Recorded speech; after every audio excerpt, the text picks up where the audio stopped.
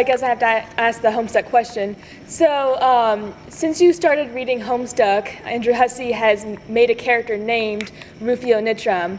I don't know if you've gotten to that part yet, but I saw on Tumblr that you know about him. I know he exists. So his style of speaking is based off of yours. Do you think he's an accurate portrayal of the way you talk?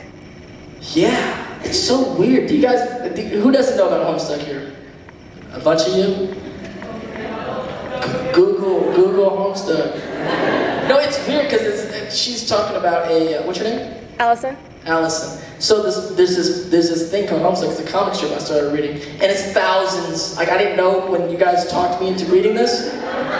Read this thing. I'm like, all right, I'll start reading it. I start reading it, and it's interesting, and it's weird, and it's crazy, and the art, and then you get involved in these characters that are trying to save the world, but then a lot of people start dying and stuff. And it's cool and weird and cool. But no one told me it's like thousands of pages, and no one told me it never ends. Like, is it gonna end? Because dude, it's like I'm 5,000 pages in, and I'm still 1,000 pages behind. But so there's a character after I start reading it, and this is how weird things happen online. I don't know how this works. So the guy who wrote it finds out I'm reading it, and then starts talking to me through Homestuck. And then he tweets me, and then I'm reading it, and I'm live blogging what's going on, and then we make out. I mean in the he makes out with Rufio in the thing. I sound like a crazy person right now explaining this to non-Homestucks. And then that happens, which is weird, and comes out of nowhere, and I don't understand, but it's all good. Because Rufio is Rufio is he talks up his character Tavros is it's his what's the word?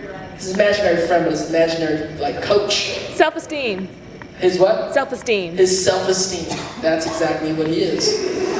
That makes out with Andrew Hussey.